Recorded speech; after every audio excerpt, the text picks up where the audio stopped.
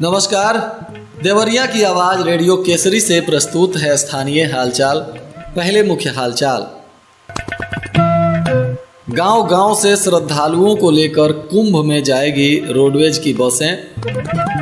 छात्रों ने किया बेहतरीन सांस्कृतिक कार्यक्रम। पुलिस अधीक्षक के नेतृत्व में किया गया साप्ताहिक परेड। पुलिस अधीक्षक के निर्देश पर पुलिस ने चलाया मॉर्निंग वॉकर चेकिंग अभियान। पर्वों में अवकाश की रद्द छुट्टी को बहाल करने की हो रही है मांग। एसेंट एकेडमी ऑफ साइंस के छात्रों को किया गया सम्मानित। स्थानीय हालचाल के इस अंक के साथ मैं अनिकेत मिश्र। अब हालचाल विस्तार से। महाकुंभ 2025 को लेकर रोडवेज ने इस बार खास तैयारी कर रखी है। श्रद्धालुओं को विशेष सुविधा दी जा रही है। देवरिया डिपो ने प्रयागराज के लिए 50 श्रद्धालुओं के मिलने पर गांव में ही रोडवेज बस भेजने का फैसला लिया है। ऐसे में अब ठीक संख्या होने पर लोगों को प्रयागराज जाने के लिए स्टेशन नहीं आना पड़ेगा। यही नहीं, प्रयागराज में स्नान के बाद रोडवेज की बस श्रद्धालुओं को वापस उनके घर ले आकर छोड़ेगी। देवरिया डिपो के बेड़े में इस समय 75 रोडवेज की और 217 अनुबंधित बसें शामिल हैं।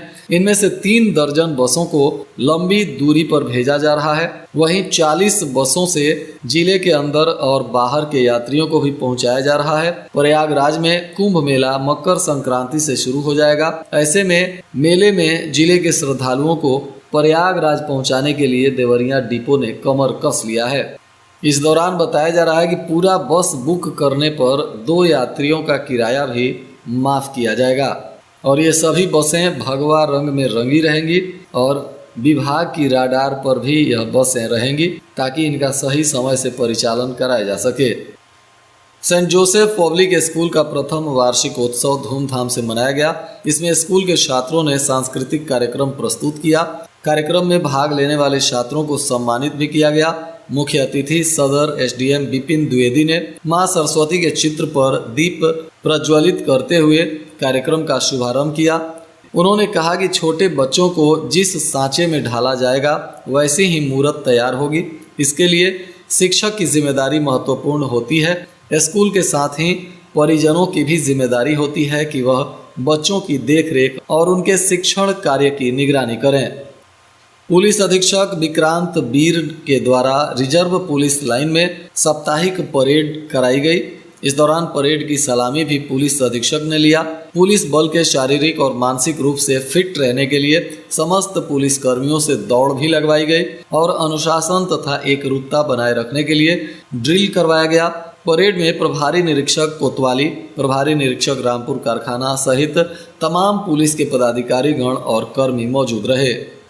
इधर पुलिस अधीक्षक विक्रांत बीर के निर्देशन में अपराध और अपराधियों की रोकथाम को लेकर तथा अवैध मादक पदार्थ की बिक्री तस्करी करने वालों पर कार्रवाई को लेकर आवश्यक निर्देश दिया गया है। इसी कड़ी में जनपद के समस्त सर्किल क्षेत्राधिकारी के नेतृत्व में सभी थानों के प्रभारी के द्वारा टीम बनाकर सुबह 5 बजे से 7 बजे तक मॉर्निंग वॉकर चेकिंग अभियान चलाया गया। सभी थानों के द्वारा चेकिंग की गई। इनका उद्देश्य जनपद में कानून शांति व्यवस्था बनाए रखना, अपराध और अपराधियों की रोकथाम के साथ साथ चोरी की गाड़ी को पकड़ना, 3 सवारी के खिलाफ कार्रवाई करना, महिलाओं और बच्चियों पर फब्तियां कसने वालों के खिलाफ भी कार्रवाई करना, अवैध असलहा अथवा अवैध मादक पदार्थों को पकड़ना, मॉडिफाइड साइलेंसर वाली वाहनों को चेकिंग कर स्टंट करने वालों के खिलाफ भी कार्रवाई करना बताया जा रहा है।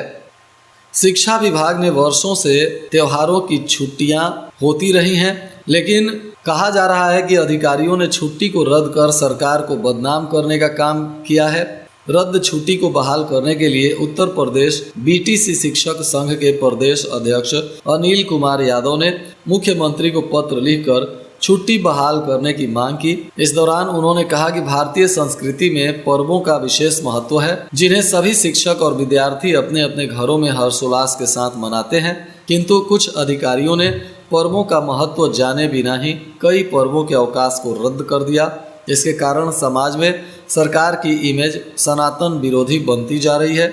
ऐसे में कुछ पर्व निम्नलिखित हैं जिनके अवकाश फिर से घोषित किए जाएं। इधर एसेंट एकेडमी ऑफ साइंस में वार्षिकोत्सव कार्यक्रम मनाया गया, जिसमें उत्कृष्ट प्रदर्शन करने वाले छात्रों को पुरस्कृत किया गया। स्कूल के छात्रों ने सांस्कृतिक कार्यक्रम प्रस्तुत कर लोगों को मंत्र मुग्ध कर दिया। कार्यक्रम की शुरुआत मुख्य अतिथि पूर्व सेवानिवृत्त जज और लोक सेवा आयोग के पूर्व सदस्य डीसी सिंह तथा विशिष्ट अतिथि अशोक सिंह कुशवाहा सहित तमाम गणमान्य लोगों ने दीप प्रज्वलन के साथ ही मां सरस्वती के चित्र पर माल्यार्पण कर किया। जिसके बाद सांस्कृतिक कार्यक्रम में बच्चों ने एक से एक प्रस्तुतियां देकर वहां मौजूद दर्शकों का मन मोह लिया। नेहरू युवा केंद्र और मेरा युवा भारत की ओर से promotion of fit India fitness club के अंतर्गत 2 दिवसीय विकास खंड स्तरीय खेल प्रतियोगिता का आयोजन हुआ।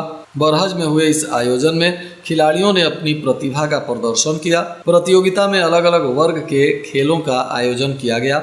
मुख्य अतिथि जिला पंचायत सदस्य ऋषि कुमार रानू सहित तमाम गणमान्य लोगों ने खिलाड़ियों का परिचय प्राप्त कर इस कार्यक्रम का शुभारंभ कराया। बेहतर करने वाले खिलाड़ियों का उत्साहवर्धन कर उन्हें सम्मानित भी किया गया। उत्तर प्रदेश स्थानीय निकाय कर्मचारी महासंघ ने अध्यक्ष और अधिशासी अधिकारी को ज्ञापन सौंपते हुए आउटसोर्सिंग कर्मचारियों के वेतन वृद्धि की मांग की है। अध्यक्ष नीरज शुक्ला ने कहा कि शासनादेश के अनुसार नियोजित सफाई कर्मियों की न्यूनतम मजदूरी बढ़ा दी गई, इसे लागू भी कर दिया गया, परंतु नगरपालिका परिषद में कार्यरत अन्य आउटसोर्सिंग कर्मचारियों का मानदेय नहीं बढ़ाया गया है। संगठन इन सभी आउटसोर्सिंग कर्मचारियों के मानदेय वृद्धि लागू करने की मांग कर रहा है। बैतालपुर क्षेत्र के बरपार निवासी शहनवाज बेग और शमसुन निसा के बेटे अफराज मिर्जा का चयन अरुणाचल प्रदेश की अंडर 23 टीम में बतौर तेज गेंदबाज हुआ है। अफराज की बॉलिंग स्पीड 125 से 130 किलोमीटर प्रति घंटा है। वह शहर के रजला रोड स्थित देवरिया क्रिकेट एकेडमी में कोच शाने हबीब के निर्देशन में प्रशिक्षण प्राप्त कर रहे हैं। अफरोज ने अपनी मेहनत और लगन से यह मुकाम हासिल किया है। महामारी से निपटने के लिए जिले में जरूरी व्यवस्था स्वास्थ्य विभाग ने कर रखा है। इसके लिए ऑक्सीजन प्लांट से लेकर विशेष वार्ड तक जगह जगह मौजूद हैं। वहीं महामारी की निगरानी के लिए सीएमओ कार्यालय में विशेष प्रकोष्ठ भी स्थापित किया गया है। हालांकि जिले में आईसीयू नहीं होने से सभी इंतजाम बेमानी हैं। कोविड समेत किसी भी प्रकार की महामारी जिले में फैलने से रोकने को लेकर जिले में विशेष सुविधाएं क्रियाशील हैं। स्वास्थ्य विभाग ने महामारी से निपटने के लिए सीएमओ के अधीन आईडीएसपी की स्थापना की है। यह सेक्शन महामारी की अवस्था में जिले के नगर निकाय और पंचायती राज विभाग समेत अन्य विभागों से समन्वय बनाकर महामारी को नियंत्रित करने का उपाय करता है। राज्य महिला आयोग की सदस्य और भाजपा नेत्री रितु शाही ने अयोध्या में प्रभु श्री राम के दर्शन के लिए जाने वाले श्रद्धालुओं को रवाना किया। इस दौरान उन्होंने बस को हरी झंडी दिखाई। उन्होंने कहा कि प्रभु श्री राम का भव्य मंदिर बनने के बाद से अयोध्या में दर्शन के लिए श्रद्धालुओं का लगातार तांता लगा हुआ है। इसी क्रम में जिले से 2 बसों में लगभग 120 लोग सवार होकर प्रभु श्री राम का दर्शन करने के लिए अयोध्या जा रहे हैं। कांग्रेस के राष्ट्रीय प्रवक्ता और पूर्व विधायक अखिलेश प्रताप सिंह ने मनमोहन सिंह के निधन पर शोक संवेदना जताते हुए कहा कि उनकी सरलता लोगों का मन जीत लेती थी। वह कार्यकर्ताओं के बीच बैठकर सहज ढंग से ही पार्टी और देश के नीतियों के बारे में बात करते थे। उन्होंने अपने स्मरण को साझा करते हुए बताया कि कांग्रेस के राष्ट्रीय प्रवक्ता होने के नाते मनमोहन सिंह जब वित्त मंत्री थे, वे कुछ कार्यकर्ताओं के साथ उनके पास मिलने गए। पहले से कोई अपॉइंटमेंट नहीं लिया गया था। इसके बावजूद भी उन्होंने फॉरेन डेलीगेशन को रोककर बातचीत की। इस दौरान काफ़ी देर तक वे देश की आर्थिक नीतियों को समझाते और बताते रहे। एक बार चुनाव प्रचार के दौरान वे लखनऊ आए तो तमाम कार्यकर्ताओं के बीच बैठकर पार्टी और देश की नीतियों को बनाया। अखिलेश प्रताप सिंह ने कहा कि मनमोहन सिंह ने वित्त मंत्री रहते हुए जो आर्थिक नीतियां लागू की, वह आज देश को आर्थिक महाशक्ति के पथ पर ले जा रही है। उनके योगदान को कभी भुलाया नहीं जा सकता है। अपनी सरलता के चलते वे कार्यकर्ताओं के बीच सदैव अमर रहेंगे। और आज के मौसम का तापमान देवरिया में न्यूनतम 9 डिग्री सेल्सियस और अधिकतम 24 डिग्री सेल्सियस रहने की संभावना है। अंत में मुख्य हालचाल एक बार फिर। गांव-गांव से श्रद्धालुओं को लेकर कुंभ में जाएगी रोडवेज की बसें। छात्रों ने किया बेहतरीन सांस्कृतिक कार्यक्रम। पुलिस अधीक्षक के नेतृत्व में किया गया साप्ताहिक परेड।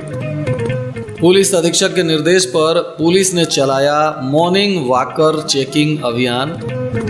पर्वों में अवकाश की रद्द छुट्टी को बहाल करने की हो रही है मांग। एसेंट एकेडमी ऑफ साइंस के छात्रों को किया गया सम्मानित। इसके साथ ही रेडियो केसरी से प्रसारित स्थानीय हालचाल का यह अंक समाप्त हुआ। नमस्कार।